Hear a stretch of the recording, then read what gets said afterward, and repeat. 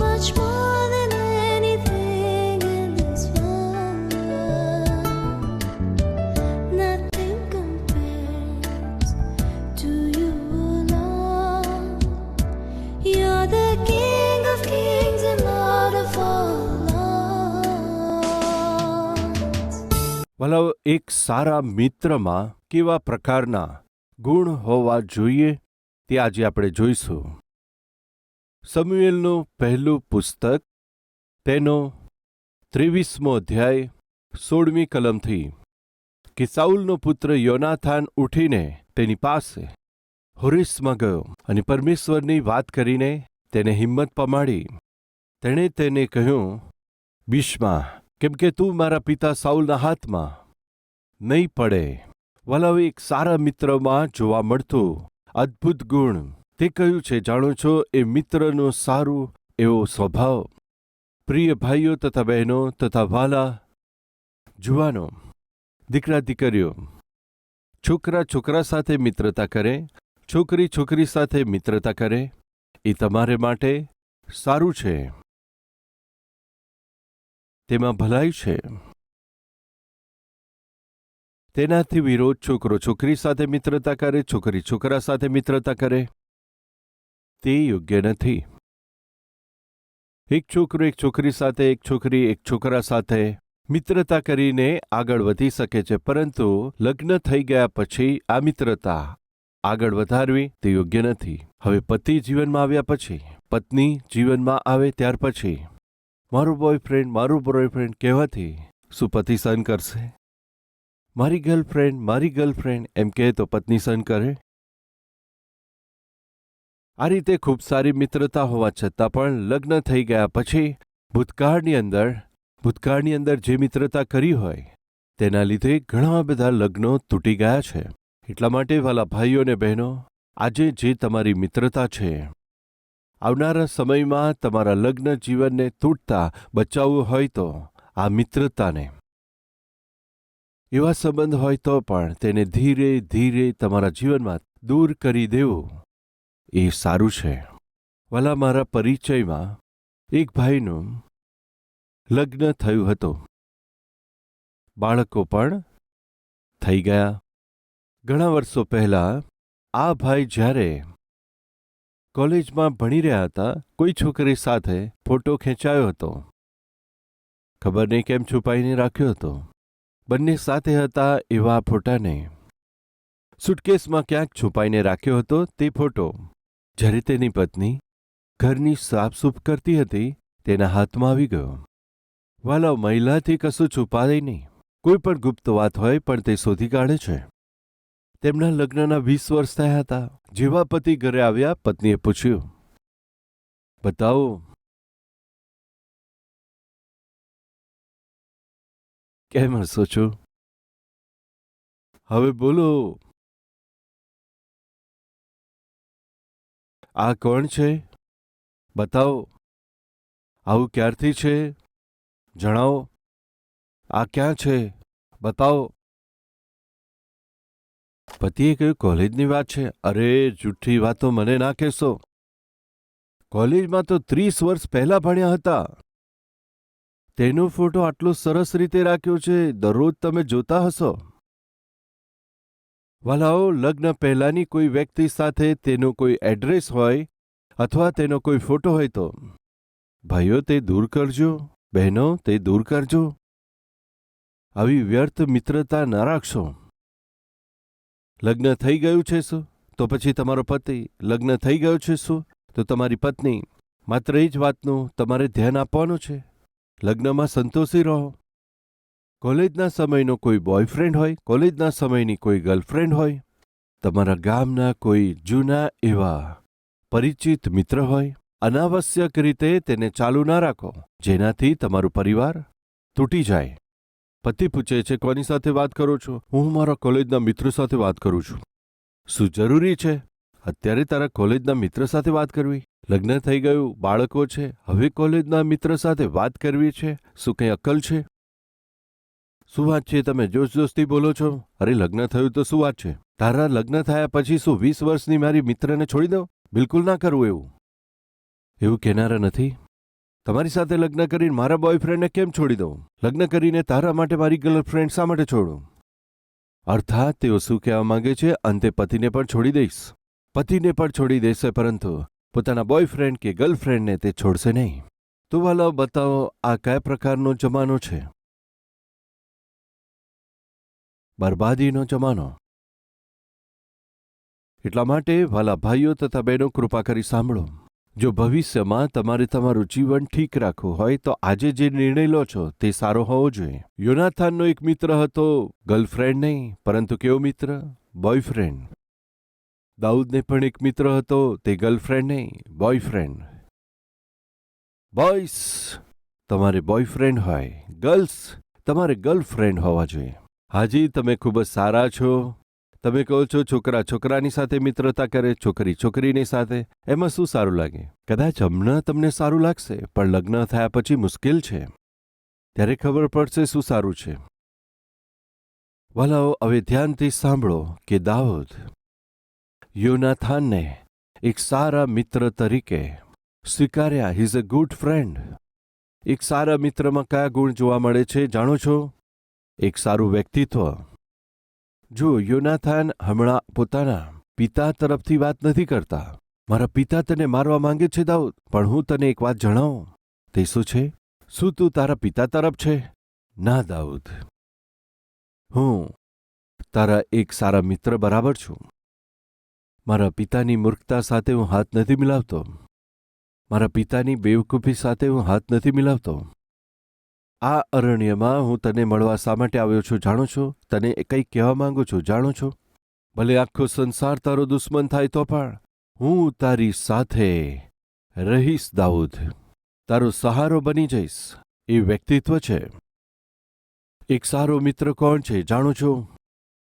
આખા સંસારે તમને છોડી દીધા હોય અને તમને બિલકુલ એકલા પાડ્યા હોય. આખા સંસારે તમને છોડી દીધા પછી તમારી પાસે આવીને કહે કે હું તારી સાથે છું.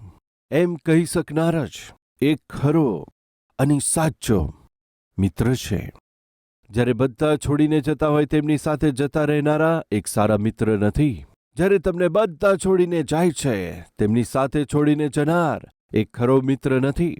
પરંતુ આ દિવસોમાં એવા સ્વભાવના વ્યક્તિને જોઈએ છે. બધા તમારી સાથે રહે એ તમારી સાથે રહે. બધી છોકરીઓ તમારી સાથે રહે એ પણ તમારી સાથે રહે. બધી જતી રહે એ પણ જતી રહે. તમને એકલા પાડી દે છે. જો આજે તમારા જીવનમાં એવા મિત્ર છે તો એ સારા વ્યક્તિત્વવાળા વ્યક્તિ નથી. વાલાઓ, યોનાથાનના વ્યક્તિત્વને જુઓ. તે આવીને કહી રહ્યા છે, દાઉદ, હું તને એક વાત જણાવું. તે શું છે? મારા પિતા તને પકડવા ચાહે છે, પરંતુ દાઉદ, એ વાત જાણો છો શું છે? તને કોઈ પકડી ના શકે. તને કોઈ પણ પકડી ના શકે. કેમ જાણો છો દાઉદ? કેમ કે તમારી સાથે પરમેશ્વર છે. જે ભયમાં હતા એવા એક મિત્રને મારી સાથે શું થશે, હવે મારું શું થશે એમ વિચારનારને, જંગલમાં ભટકી રહેનાર એ મિત્રની પાસે આવીને તેની ખબર કાઢનાર એ જ ખરો સાચો મિત્ર છે. જે તમારા ભયને વધારે છે એ જ મિત્ર નહીં. તમારા ડરને વધારી દે એ ખરો મિત્ર ના કહેવાય. સાચો મિત્ર કોને કહી શકાય? કે જે તમારા ભયમાં, જે તમારા ડરમાં, જે તમારા ટેન્શનમાં તમને ઓળખી જાય અને તેને ઓછું કરી આપે એ મિત્ર છે. પણ તમારા ભયને દૂર કરનાર એ જ સાચો મિત્ર છે. તમારા જીવનમાં રહેનાર સર્વ ચિંતાને બહાર કાઢનાર એ સાચો મિત્ર છે. પરંતુ આજના દિવસોમાં કેવું જોવા મળે છે? જો તમે ડરતા હોય ને તો તમને વધારે ડરાવશે. થોડું ટેન્શન હોય ને તો તમને વધારે ટેન્શન કરી આપશે. યોનાથન આવીને કહે છે કે ડરીશ નહીં. તને કોઈ પકડી ના શકે. મારા પિતા રાજા હોઈ શકે પણ તારું કશું પણ બગાડી નથી શકતા. તને કોઈ ના પકડી શકે. તું નીડર રહે. તમને હિંમત આપનાર સાચો મિત્ર કહેવાય. વાલાઓ, શું તમારે સાચો મિત્ર છે?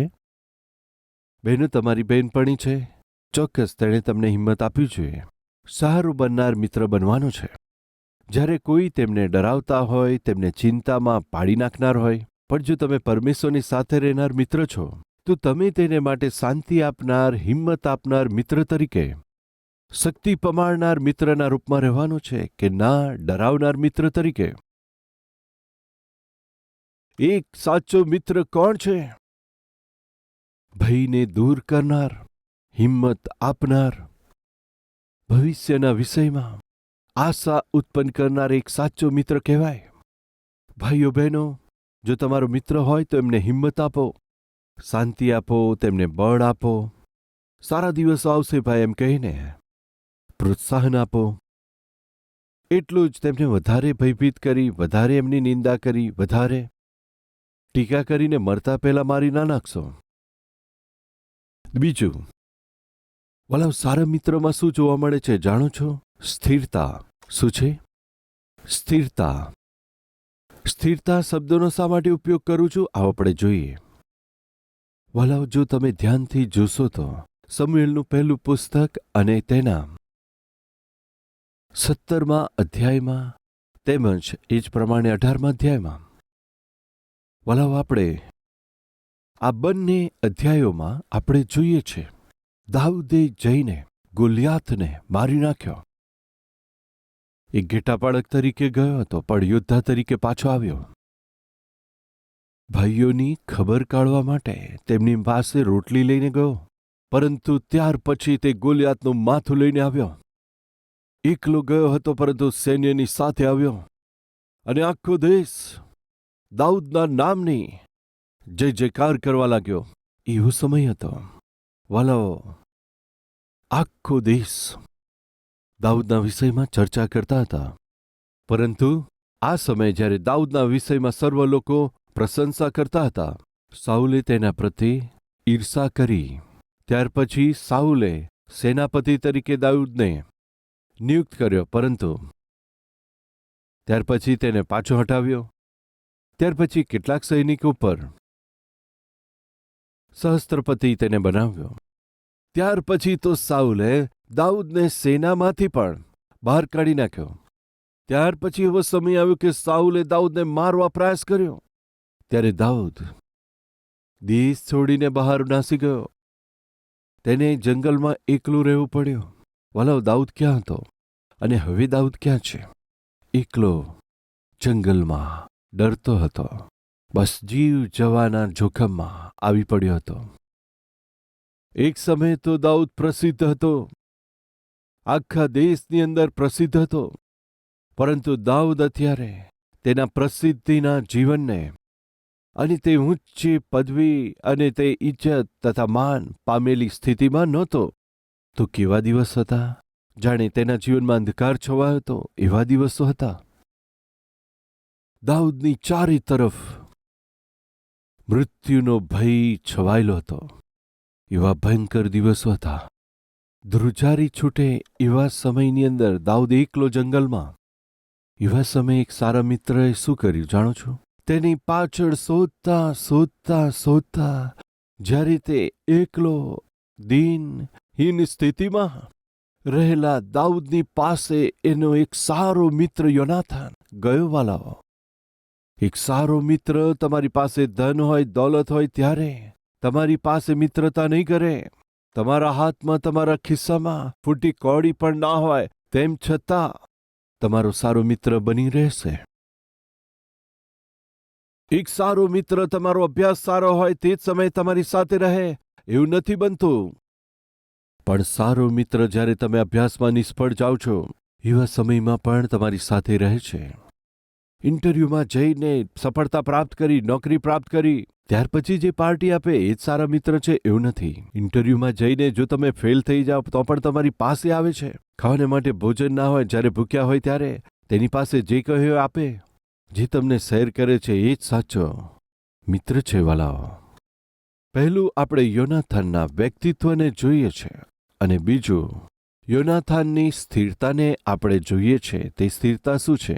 જ્યારે દાઉદ ઊંચાઈઓમાં હતા, દાઉદ જ્યારે સારી સ્થિતિમાં હતા, યોનાથાને મિત્રતા કરી. અને જ્યારે દાઉદ એકલો થઈ ગયો ત્યારે પણ દાઉદને શોધતા તેની પાસે આવ્યા. તેનો અર્થ જાણો છો? એક સારો મિત્ર દરેક પરિસ્થિતિમાં તમારી સાથે રહેતો હોય છે.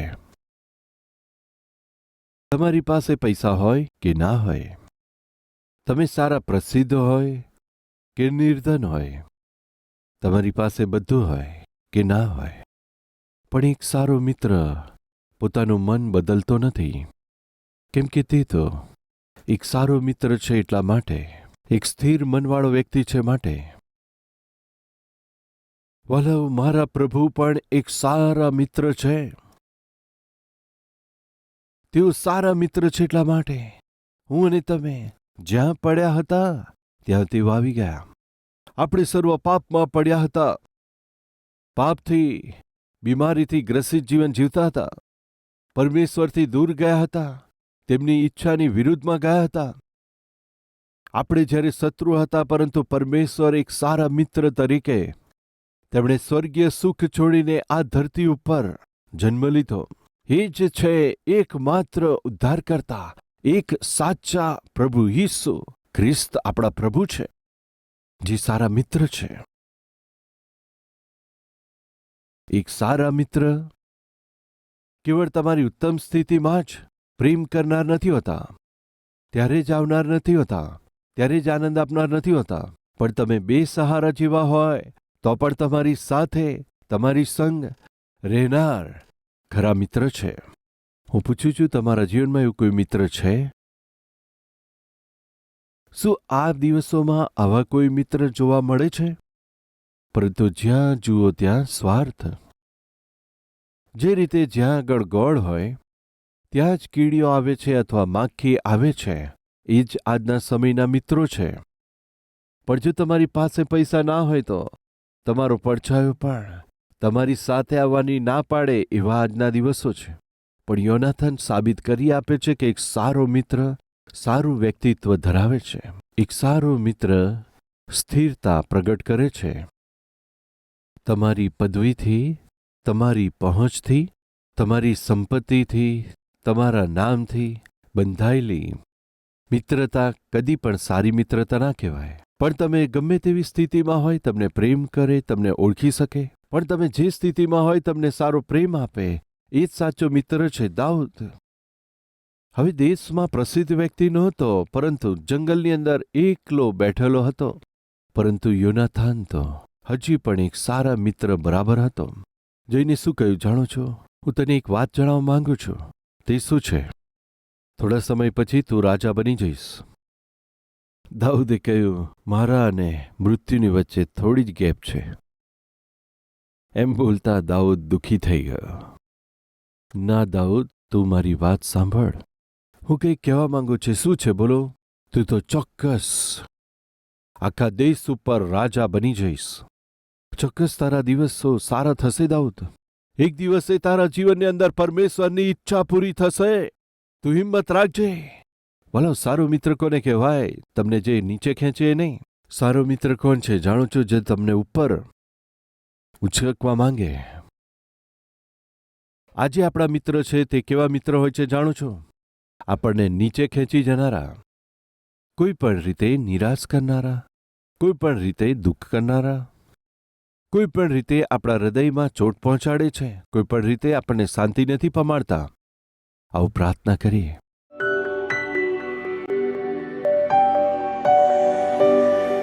મહાન પ્રેમી પરમેશ્વર પિતા, વચન દ્વારા તમે અમારી સાથે સ્પષ્ટ વાત કરી. અમે તમારો પુષ્કળ આભાર માનીએ છીએ. અમારી ચારે તરફ, નોકરી કરવાના સ્થાન તરફ, અમારી કોલેજમાં, અમારા કામ કરવાની જગ્યાએ, અમારી નોકરીમાં, અમારી ચારે બાજુ ઘણા બધા લોકો છે જેમને શાંતિ પમાડનાર કોઈ નથી, પ્રોત્સાહન પમાડનાર કોઈ નથી અને હિંમત આપનાર પણ કોઈ નથી. પરંતુ એકલાપણામાં, ડિપ્રેશનમાં જે ઘણા બધા પરેશાન થતા હોય એવા લોકો છે. એવા લોકોને માટે એક સારા મિત્રના રૂપમાં સહારો આપનાર, ખબર કાઢનાર, આત્મિકતાને વહેંચનાર તરીકે આપણા પ્રિય લોકો, તેઓ પોતાને સમર્પિત કરી શકે, સહાયતા કરજો. દાઉદ જેવા મહાન વ્યક્તિને એક સારા મિત્રની જરૂર પડી હતી. દાઉદને તેની કમજોરીમાં સહારો આપવા, હિંમત આપવા,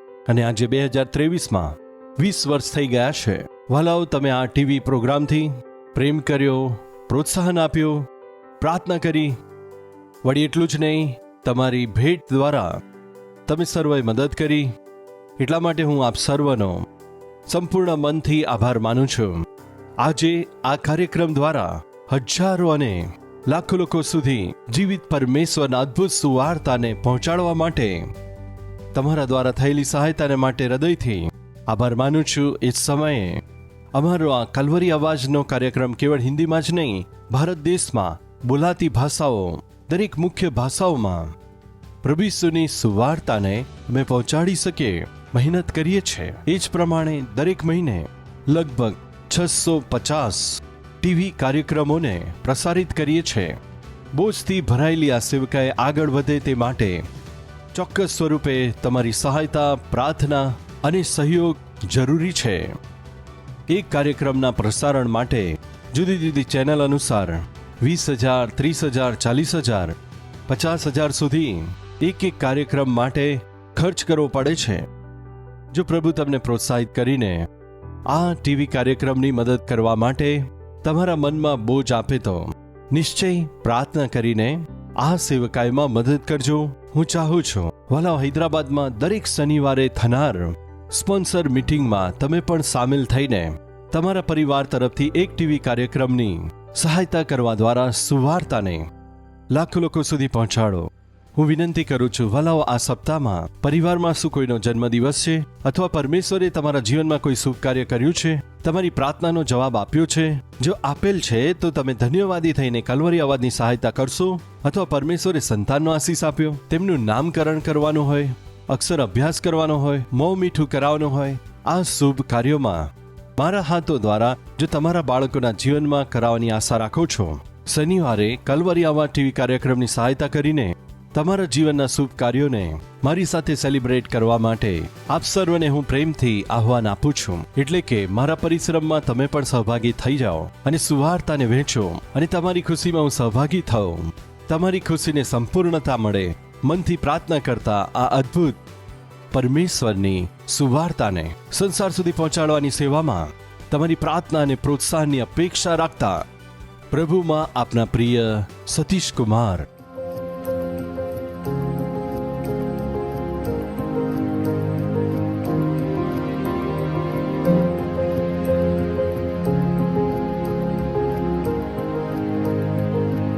અમારું address Calvary, post box number 30, Kukatpally, Hyderabad 72.